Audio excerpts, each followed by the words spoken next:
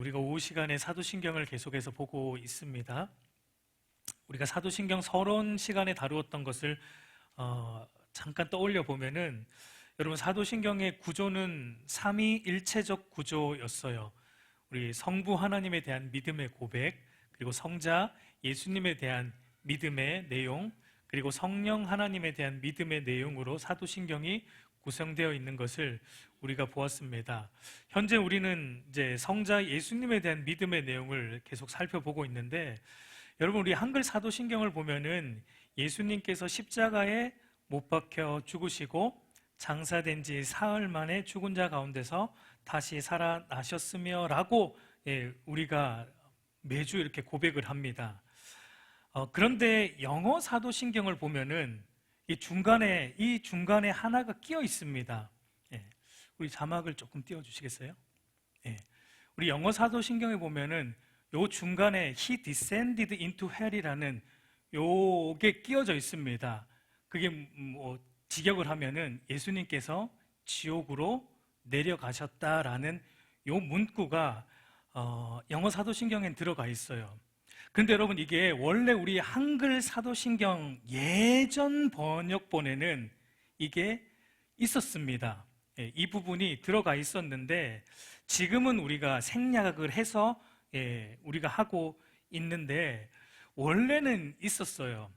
1894년 언더우드 선교사님이 우리 한국 오셔서 사도신경 번역을 판을 내놓은 그 번역판과 1905년도 우리 장로교 선교사 협의회에서 번역한 사도신경을 보면은 그리스도가 지옥의 음부에 내려가셨다라는 요 표현이 들어가 있습니다. 그런데 언제 이게 빠졌고 또 어떠한 이유로 이 부분이 생략을 되었을까요? 우리가 흔히 이제 생각하기를 이 표현 자체가 사실은 굉장히 좀 논쟁적인 표현이긴 해요. 예수님이 음부로 내려가셨다, 예수님이 지옥으로 가셨다. 이 문구 자체가 뭔가 좀 논쟁적인 문구이기 때문에 해석하기도 쉽지도 않고, 또 천주교는 이 문구를 가지고 연옥설, 또 림보설 이런 걸 주장하기 때문에 오해의 소지도 많고 하다 보니까 이거를 그냥 뺐구나 뭐 이렇게 우리가 생각할 수 있는데, 사실 이 문구가 사도신경에서 빠지게 된 배경을 보면은 그런 어떤 신학적인 이슈 때문은 아닙니다. 우리 한국 기독교 역사를 보면은 사실 이 부분이 빠진 그 부분을 보면 굉장히 좀 조금 재밌기도 하고 그런 부분이 있는데요. 그게 뭐냐면 예전에 우리 뭐 제가 태어나기 전이니까 저도 이제 들은 걸로 책으로만 아는데, 예전에 우리 한국교회 찬송가가 장로교 찬송가가 따로 있고 감리교 찬송가가 따로 있었다고 합니다. 그러니까 교단마다 찬송가가 달랐다고 해요. 여러분들도 그 세대는 아니시죠? 네. 한국 기독교 역사를 보면은 찬송가가 다 교단마다 달랐다고 해요. 근데 여러분 찬송가 앞에 뭐가 있어요? 십계명, 뭐 주기도문, 그리고 사도신경이 우리 찬송가에 부록이 되어 있잖아요. 그러니까 교단마다 쓰는 찬송가가 다른데 우리 장로교용 찬송가의 사도신경에 보면은 요 문구, 예수님이 음부에 내려가셨다, 예수님이 지옥에 내려가셨다라는 게 장로교용 사도신경에는 들어가 있었습니다. 근데 감리교용 찬송가에는 이 부분이 생략되었어요. 왜냐하면 여러분 감리교의 창시자가 누굽니까? 존 웨슬리잖아요. 웨슬리는 감리교는 이 부분을 안 받아들였어요. 이 부분을 인정을 안 했습니다. 그래서 웨슬리가 만든 감리교에서는 이 사도신경에 이 부분이 빠져 있습니다. 근데 여러분 어쨌든 우리 장로교는, 우리 언더우드 선교사님이나 우리 장로교는 이 부분을 인정을 했고 이 부분을 넣은 사도신경을 했어요. 근데 왜 이게 빠졌는가? 1908년도에 장로교와 감리교가 우리가 통합 찬송가를 만들자, 지금 우리가 이제 쓰는 거예요. 통합 찬송가를 만들자라는 이슈가 생겼어요. 그러니까 예전만 해도 여러분 우리 교단을 떠나서 교회들이 연합으로 부활절 예배 드리고 이런 것들이 있었잖아요. 그러다 보니까 다 찬송가가 다르다 보니까 이게 불편한 겁니다. 그러니까 교단의 지도자들이 모여서 이러지 말고 우리 통합 합동 찬송가를 만들자. 그래서 이제 그게 장로교 지도자들과 감리교 지도자들이 모여서 그걸 결의를 한 거예요. 근데 문제는 뭐가 문제입니까? 사도신경이 다르다는 게 문제였어요.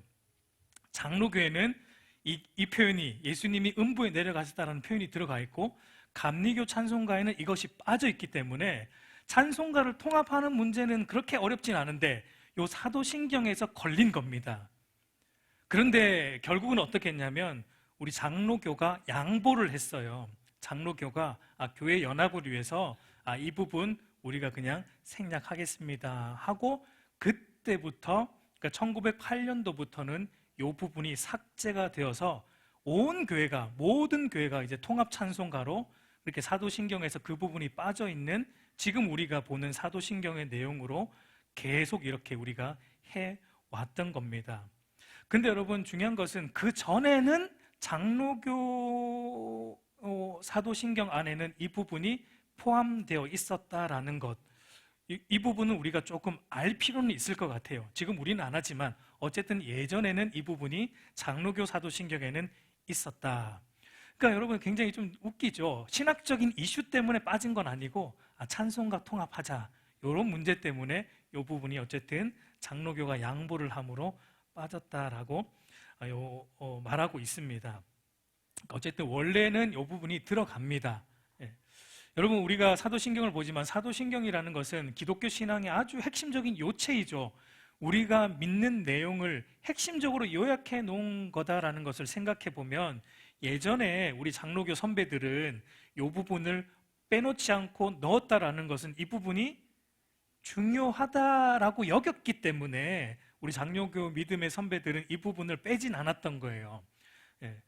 그러나 어쨌든 지금은 빠졌지만, 그러면 왜 우리 믿음의 선배들은 이 예수님께서 음부에 내려가셨다, 지옥에 내려가셨다라는 이 표현을 왜 고수했을까? 그 의미가 무엇이기에 오늘 우리가 이 부분을 우리는 뭐 지금은 고백을 안 하지만 어쨌든 알고 있을 필요는 있을 것 같아서 이 부분을 조금 다루어 보고자 합니다.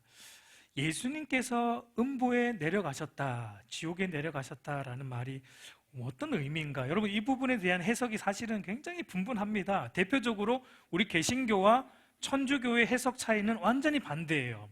그리고 우리 개신교 안에서도 이 부분에 대해서 약간의 차이들이 있습니다. 여러분, 예수님께서 십자가에 죽으시고 장사되셨죠. 그리고 며칠 만에 부활하셨습니까?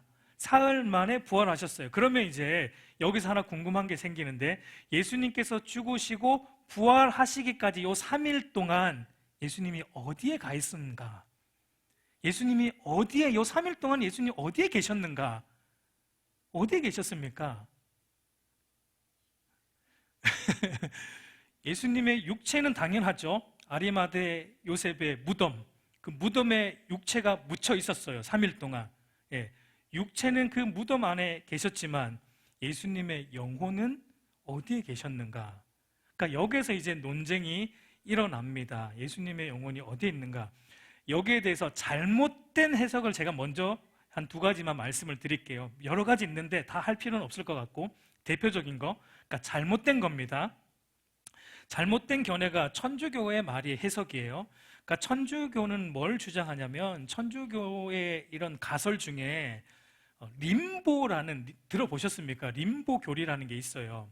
그러니까 림보라는 말 뜻이 뭐냐면 가장자리, 그러니까 하늘의 끝자리, 뭐 지옥의 끝자락, 그러니까 하늘과 지옥의 어떤 끄트머리, 이런 의미가 림보예요.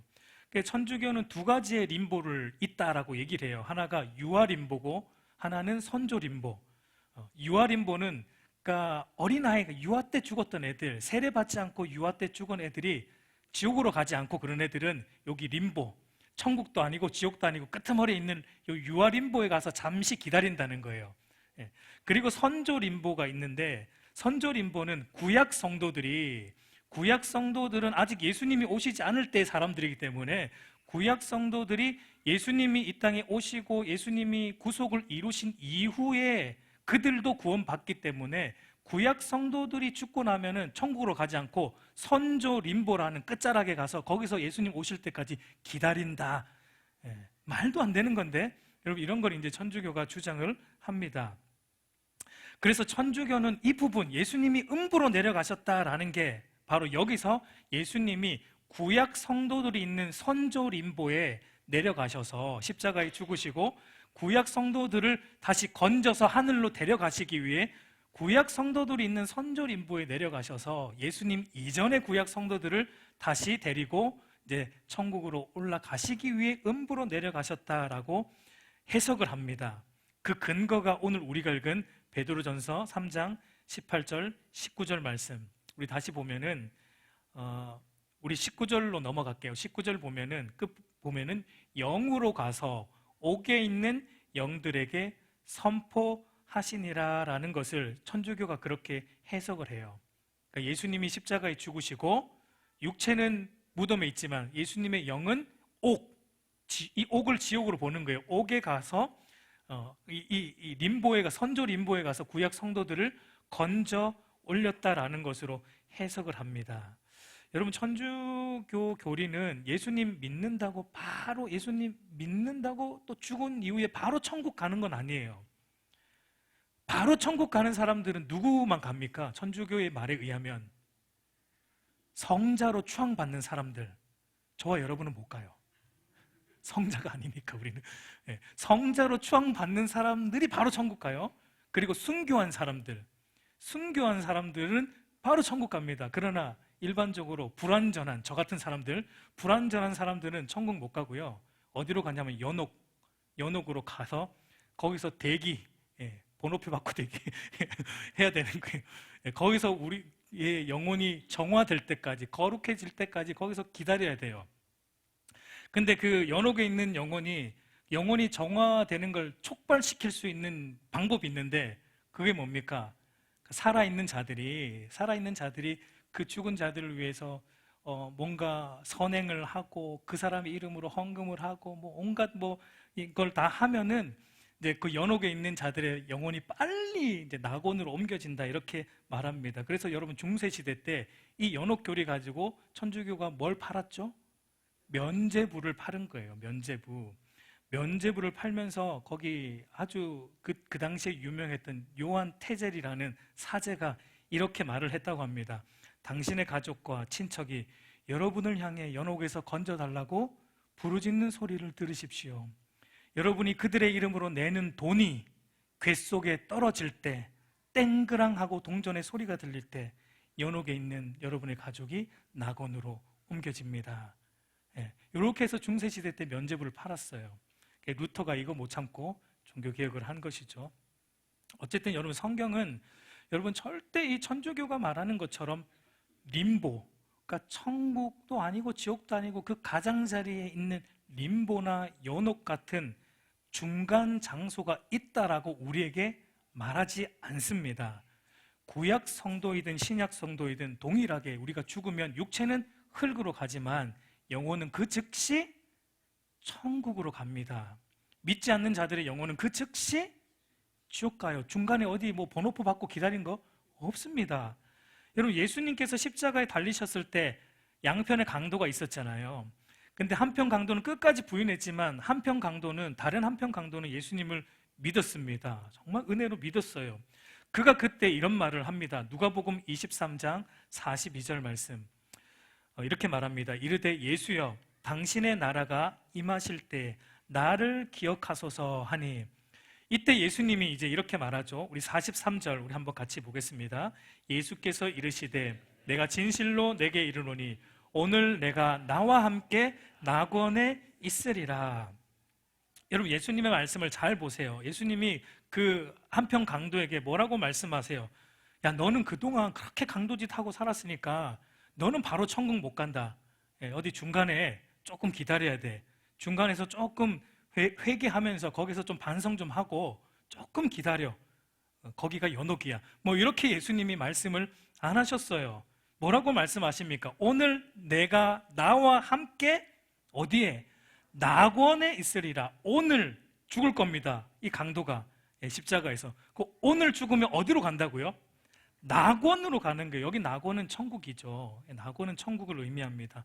바로 죽으면 중간 어디 지점이 없고 천국으로 갈 것이다 라고 예수님께서 말씀하고 있습니다. 그리고 여러분, 예수님의 말씀을 보면 너 먼저 천국에 가 있어. 그럼 나는 잠깐 3일 동안 할 일이 있어. 내가 저기 연옥에 가서 저기 선조 림보에 가서 저기 지옥에 가서 저기 죽어있는 영혼들 몇 명 더 건져야 되니까 먼저 가 있어라 이렇게 말씀 안 하세요. 너가 오늘 나와예요.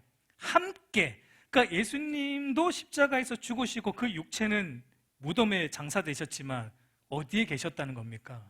바로 천국에 그 강도와 함께 천국에 계셨다라는 것을 의미합니다.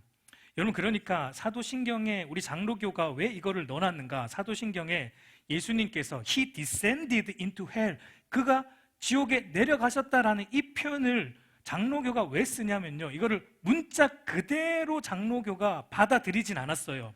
그러니까 문자 그대로 예수님이 지옥에 내려가셨다라는 의미로 장로교가 쓴 건 아닙니다. 잘 들으셔야 됩니다. 오늘 또 이상하게 듣고 우리 목사님 자꾸 예수님 어디 지옥 가셨다 이러면 여러분 큰일 납니다. 우리 장로교도 그걸 문자 그대로 받아들이진 않습니다. 비유적으로 받아들여요. 비유적으로. 그거 자세한 건 제가 뒤에서 말씀드릴게요. 두 번째 잘못된 견해는 예수님께서 지옥에 내려가셨다라는 것, 요거를 또 문자적으로 받아들이는데 3일 동안 예수님이 지옥에 이제 천주교처럼 뭐 연옥이나 림보가 아니고 예수님이 진짜 지옥에 내려가셔서 지옥에 있는 자들에게 복음을 전했다라고 해석하는 사람들이 있습니다. 요거를 이제 제2의 기회설, 세컨 찬스를 준다는 거예요. 다시 한번 회개할 기회를 준다는 겁니다. 그러니까 예수님 믿기 전에, 예수님이 성육신 하시기 이전에 예수님을 믿지 않고 지옥 가 있는 사람들에게 예수님이 이제 십자가에 죽으시고 3일 동안 지옥에 가셔서 복음을 설교를 했다라는 것입니다. 이런 거예요. 마치 여러분 우리가 대통령이 바뀌면 뭐가 주어지죠? 특별 사명권이 주어지잖아요. 그래서 일부 감옥에 있는 분들에 대한 특별 사명권을 주듯이 이제 예수님께서 그 특별 사명권 3일 동안 예수님 이전에 죽은 죄인들에 대한 특별 사명권을 주셨다 뭐 이런 의미로 말하는 겁니다. 이렇게 해석하는 사람들의 근거도 베드로전서 요 3장 19절 말씀을 들어요. 우리 19절에서 20절 말씀 우리 한번 같이 보겠습니다. 그가 또한 영으로 가서 옥에 있는 영들에게 선포하시니라. 그들은 전에 노아의 날 방주를 준비할 동안 하나님이 오래 참고 기다리실 때에 복종하지 아니하던 자들이라. 방주에서 물로 말미암아 구원을 얻은 자가 몇 명뿐이니 겨우 8명이라. 그러니까 예수님께서 십자가에 죽으시고 그 육체는 무덤에 장사되셨지만 예수님의 영은 옥에 지옥에 있는 자들에게 가셔서 특별히 그런데 누구에게 사명권을 주고 계세요? 노아 시대에 있는 사람들에게, 노아 시대에 믿지 않았던 자들에게 가서 다시 복음을 전하셨고 그들에게 다시 회개할 기회를 주셨다 이렇게 말합니다. 근데 이거는 틀린 해석입니다.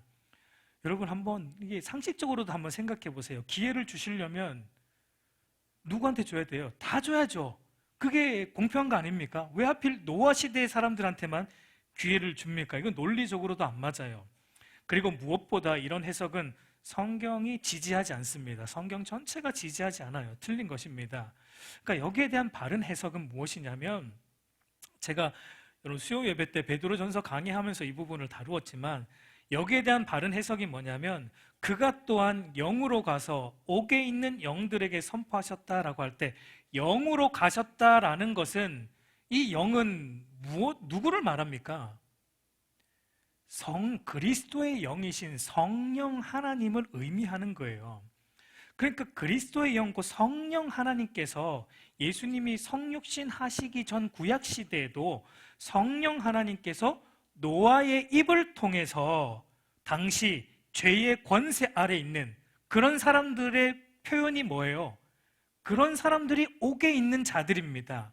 그러니까 죄의 권세 아래 매여 있는 사람들이 옥에 있는 자들, 그러니까 지금 뭐 지옥에 있는 자들이라기보다는 죄의 권세에 매여 살아갔던 그들에게도 성령 하나님께서 노아를 통해 복음을 증거했다라는 거예요. 그러나 그들이 믿지 않았고, 그러나 그들은 회개하지 않아서 결국은 심판받았다라는 겁니다. 예를 들어서 여러분, 오늘 제가 이렇게 말씀을 전하지만 실질적으로 여러분들에게 말씀이 들려지게 하시고 깨달아지게 하시고 말씀대로 살아가게 하시는 분은 누구입니까? 성령 하나님이세요. 예, 성령 하나님이세요. 제가 아닙니다. 성령 하나님이세요. 그와 같이 예수님께서 성육신하기 이전 구약 시대에도 그리스도의 영인 성령께서 노아와 같은 선지자들의 입을 통해 복음을 전했다는 것이지, 예수님의 영이 지옥에 내려가셨다라는 것을 말하는 게 아니다라는 것 우리가 알 필요 있습니다. 그러면 예수님께서 지옥에 내려가셨다라는 이 문구에 대한 바른 성경적 견해와 해석은 무엇입니까? 앞에서 언급했지만 문자 그대로 이거는 믿으면 안 되고 비유적인 표현으로 우리가 의미 받아들여야 됩니다. 무슨 말이냐면 예수님께서 지옥에 내려가셨다라는 말은 예수님께서 우리 죄를 사하여 주시기 위해 십자가에서 우리를 대신하여 죄에 대한 하나님의 저주와 진노와 형벌을 다 받으셨을 뿐만 아니라 죄의 궁극적인 결과가 무엇입니까? 죄의 궁극적인 결과가 뭐예요? 지옥 형벌입니다. 우리가 사실은 처해야 되는 지옥 형벌이 죄의 궁극적인 결과예요. 그러니까 예수 그리스도께서 우리가 받아야 될 영원한 지옥 형벌까지 우리 예수님께서 우리를 대신하여 친히 그 영혼에 다 짊어지셔 감당하셨다라는 의미가 예수님께서 음부에 내려가셨다라는 그 의미다라고 우리 장로교 믿음의 선배들이 이렇게 말하고 있어요. 여러분, 지옥은 어떤 곳입니까? 우리는 지옥하면은 막 흔히 막 불구덩이, 막 유황구덩이 막 그런 거 생각하지 않고, 예, 물론 성경도 그렇게 묘사하기는 합니다. 계시록 20장 10절을 보면 또 그들을 미혹하는 마귀가 불과 유황 모태에 던져지니 거기는 그 짐승과 거짓 선지자들도 있어 세세토록 밤낮 괴로움을 받으리라. 그러니까 사도 요한이 본 환상에 의하면 지옥은 불과 유황 못과 같은 곳, 밤낮 괴로움을 받는 곳으로 묘사하고 있습니다. 그런데 여러분, 지옥의 본질은요, 어떤 장소적인 고통이라기보다는 선하고 의로우신 하나님과 관계의 단절, 그 고통이 사실은 지옥의 본질적 고통이에요. 여러분, 지옥은 어떤 곳이냐면 하나님과 바른 관계 안에서만 누리는 모든 선한 것, 좋은 것이 단 하나도 주어지지 않는 곳이에요. 여러분, 현재 우리가 살아가는 이 세상 삶도 우리가 하나님의 은혜를 받고 있잖아요. 태양빛도 은혜죠. 예, 모든 건 우리가 은혜를 받으며 살아갑니다. 물론 믿지 않는 자들은 인정하지 않겠지만 어쨌든 은혜로 살아가요. 그러나 지옥은 어떤 곳이냐면 이제 하나님의 은혜가 완전히 단절된 곳입니다. 하나님의 은혜와 긍휼이 조금도 임하지 않는 곳, 지옥은 오로지 하나님의 공의만이 임하고 죄에 대한 하나님의 진노와 심판만이 임하는 곳이 지옥이에요. 그러니까 지옥은 여러분 더 이상 회개하도록 참아주시지 않는 곳입니다. 더 이상 죄에 대한 용서가 주어지지 않는 곳이에요. 죄에 대한 즉각적인 심판만이 주어지는 곳이 지옥입니다. 그래서 고통스러운 거예요. 여러분, 예를 들어서 가족들 간에 관계가 깨어지면 어때요? 예, 여러분, 부부 사이의 관계, 부모와 자녀의 관계가 깨어지고 단절되면 어떻습니까? 서로 얼굴 보는 것도 힘들잖아요. 서로에 대해서 용납해주고 인내해주는 게 사라지죠. 서로 얼굴만 보면 화가 나고 분노만 표출되고, 그렇게 되면 여러분, 가정이 우리가 쉴 수 있는 안식처가 아니고 뭐가 됩니까? 예, 생지옥이 되는 것과 같은 거예요. 여러분, 그러니까 육체적인 고통보다 더 힘든 고통이 이런 단절, 깨어짐에서, 관계의 깨어짐에서 오는 고통이 제일 힘든 거예요. 지옥은 하나님과의 깨어진 관계의 깨어짐에 오는 고통이 이 지옥의 본질이라는 것입니다. 그래서 여러분, 예수님께서도 십자가에 달리실 때 이렇게 탄식하셨잖아요. 마태복음 27장 46절 우리 한번 같이 보겠습니다. 제9시쯤에 예수께서 크게 소리질러 이르시되 엘리 엘리 라마 사박다니 하시니 이는 곧 나의 하나님 나의 하나님 어찌하여 나를 버리셨나이까 하는 뜻이라. 여러분, 예수님도 인간으로서 육체적으로 견딜 수 없는 어떤 십자가의 고통 겪으셨죠. 육체적으로도 너무 견딜 수 없는 그 고통을 겪으셨지만 예수님에게 더 힘든 고통은 뭐였습니까? 육체적 고통이라기보다는 하나님으로부터 단절되는 고통, 하나님으로부터 버림받는 고통, 물론 잠시이지만 우리의 죄를 위해 잠시 단절되어 있지만 그 잠시의 단절도 예수님에게는 육체적 고통보다는 더 큰 고통이었다라는 것을 우리는 볼 수 있습니다. 바로 이 고통이 지옥의 고통의 본질이에요. 지옥 형벌의 본질이 이런 것입니다. 선하신 하나님으로부터 버림받고 단절되어 상태로 영원히 살아가는 것. 여러분, 지옥을 상상할 때 한번 그렇게 상상을 해보세요. 지옥은 용서가 없는 곳. 여러분 한번 해보세요. 용서 없는 관계, 사랑이 없는 관계, 오로지 미움과 다툼만 있는 장소. 여러분 그런 데 가고 싶으세요? 거기가 지옥이라는 거예요. 그러니까 지옥이 막 불구덩이, 우리는 이런 것만 생각하지만 사실은 그렇게 생각을 하는 게 더 맞아요. 용서가 조금도 없고 오로지 자기가 왕 되어서 군림하려고 하는 사람들만 모여 사는 곳, 모든 사람을 자기가 짓밟고 모든 사람 위에 올라서야 하는 사람들만 사는 곳. 그러니까 전쟁이죠. 고통이죠.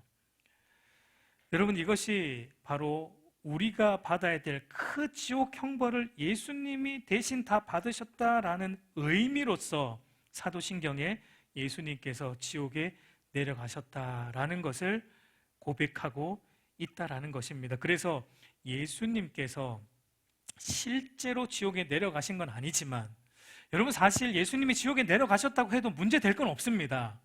왜 그렇습니까? 지옥도 누가 다스리는 곳이에요? 하나님이 다스리십니다. 지옥은 사탄이 다스리는 거 아닙니까? 어떤 분들은 천국은 하나님이 다스리고 지옥은 사탄이 다스리고, 아닙니다. 지옥도 하나님이 다스리세요. 하나님이 다스리세요. 하나님이 지옥 간들 뭐가 문제가 됩니까? 칼빈은 사실 그렇게 말합니다. 예수님이 지옥에 내려간들 그게 뭐가 문제되는가? 그 지옥도 예수님의 소유인데.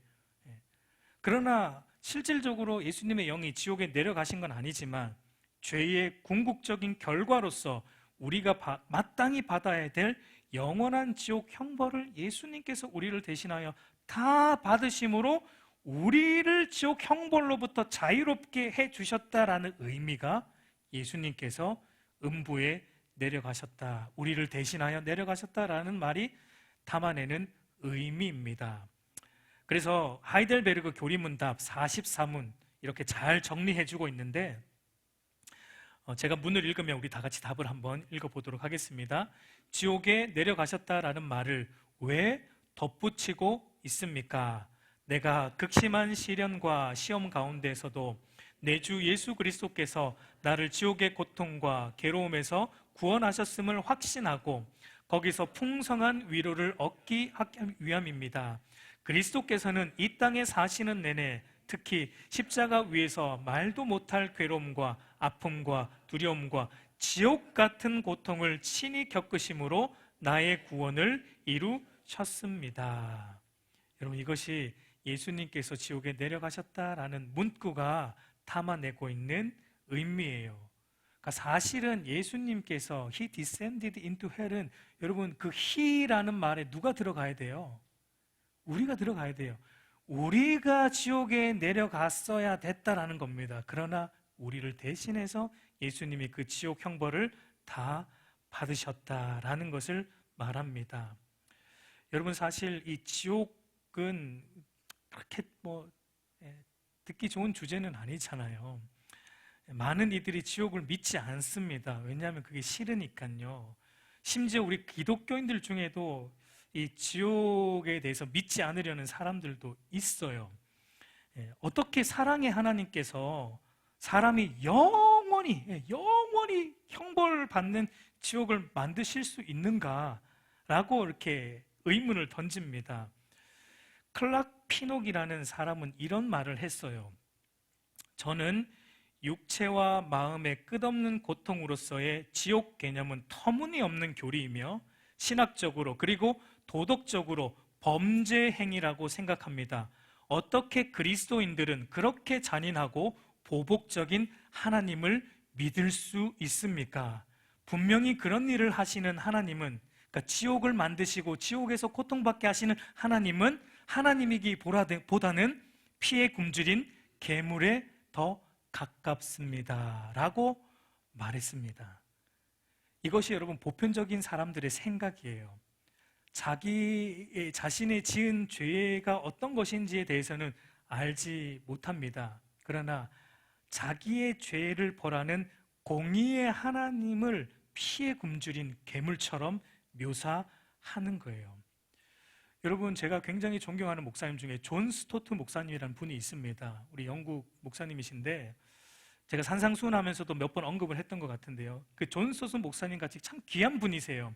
굉장히 바르신 목사님인데 그분도 잠시이지만 이 지옥에 영원히 형벌받는 것을 잠시 동안 부정을 한 적이 있었어요. 그분이 어떻게 말했냐면, 우리가 죽으면 육체는 흙으로 가고 인간의 영혼은 멸절돼서 사라져 버린다, 이렇게 말했습니다. 그러니까 영원히 고통받는 건 없다 이거죠. 인간의 영혼은 그저 사라져 버린다, 이렇게 잠시 동안 주장을 했어요. 그 주장을 했던 시기에 존 스토트 목사님에게 어떤 일이 있었냐면, 사랑하는 가족이 갑작스럽게 죽었어요. 예수를 믿지 않은 상태에서 갑작스럽게 죽었습니다. 그러니까 그 목사님이 볼 때 자기 가족이 지옥에서 영원히 고통받는다는 그 생각이 너무 힘든 거예요. 그러니까 이 지옥에 대한 교리를 수정을 한 겁니다. 영혼은 사라진다라는 영혼 멸절설을 주장했습니다. 그만큼 지옥에 대한 교리를 여러분 사람들이 싫어해요. 존 스토트 목사님이 나중에는 돌이켰습니다. 그 부분에 대해서 자기 잘못을 인정했고, 그 당시에 자기의 어떤 상황 때문에 자기가 그렇게 했다는 것에 대해서 잘못을 인정했고 다시 바른 지옥에 대한 관점을 가졌다라는 것을 제가 이제 알고 있습니다. 그만큼 지옥에 대한 생각이 너무 싫기 때문에 우리 인간들은 지옥에 대한 대안점을 계속 만들려고 하는 거예요. 그러나 여러분, 성경은 분명히 말합니다. 주를 진실로 믿는 자는 하나님께서 영원히 사랑과 은혜로 다스리시는 천국에 거하게 되고, 끝까지 돌이키지 않고 회개하지 않고 주를 믿지 않는 자들은 자기 책임이에요. 하나님이 일부러 지옥 데려가는 거 아니에요. 끝까지 기회를 주셨지만 믿지 않는 그 사람은 그에 대한 합당한 처벌에 따라 영원한 지옥 형벌이 주어진다라고 성경이 우리에게 말하고 있습니다. 여러분, 이 지옥에 대한 우리 인간의 불편함, 이것 때문에 여러분 이 지옥을 제거해서는 안 돼요. 성경이 명확하게 말하고 있는 지옥에 대한 것들을 우리는 빼거나 더해서는 안 되고 수정해서는 안 되고 그대로 믿고 따라야 합니다. 그대로 믿고 따라야 돼요. 그러므로 여러분, 우리에게 중요한 것은 우리를 대신하여 지옥 형벌을 다 받으신 예수 그리스도를 진실로 믿는 것입니다. 바울이 어떻게 해야 구원받을 수 있냐라 물었던 그 간수에게 했던 말을 오늘 우리도 새겨 들어야 돼요. 사도행전 16장 30절과 31절, 우리 마지막으로 한번 같이 보겠습니다. 그들을 데리고 나가 이르되, 선생들이여, 내가 어떻게 하여야 구원을 받으리까 하거늘 이르되, 주 예수를 믿으라. 그리하면 너와 내 집이 구원을 받으리라. 여러분, 간수처럼 어떻게 하여야 구원을 받을 수 있습니까? 라는 이 질문을 하게 된 것도 하나님의 은혜이죠. 혹시 여러분, 우리 가족 중에 아직 이 질문이 터져 나오지 않은 가족들이 있을 거예요. 어떻게 하여야 구원을 받을 수 있을까에 대한 어떤 이 질문이 터져 나오지 않은 그런 가족들이 있다면, 여러분, 저와 여러분들이 해야 될 것은 기도하는 거죠. 기도해야 되고 때를 따라 말과 삶으로 복음을 전하는 것밖에 우리가 할 수 있는 것은 사실 없습니다. 그리고 여러분, 그 결과는 하나님께 맡겨야 돼요. 여기에 우리 감정이 섞이면 안 돼요. 물론 긍휼히 여기는 감정 있어야 돼요. 제가 그런 걸 말하는 거 아니고요. 이 가족이기 때문에, 내 사랑하는 가족이기 때문에 이 사람의 구원과 어떤 그거를 내가 결정하려고 하면 안 됩니다. 여러분, 하나님 소관이에요. 그거는 하나님께서 결정하시는 부분이에요. 여기서 우리의 감정을 말씀에 근거해서 여러분, 우리의 감정을 내려놓을 필요가 있습니다. 우리 사랑하는 성도 여러분, 이제 말씀을 맺겠습니다. 우리가 해야 하는 것은 내가 지옥 형벌을 받아야 마땅한 죄인 중에 괴수인 것을 깨닫고 돌이켜 회개하고 나의 죄에 대한 모든 지옥 형벌을 대신 감당하심으로 천국의 기쁨과 즐거움을 주신 예수 그리스도를 진실로 믿고 진실로 그분의 말씀에 순종하며 살아가는 것입니다. 그것이 우리에게 중요합니다. 그 은혜가 저와 여러분에게 있기를 우리 주님의 이름으로 축복합니다.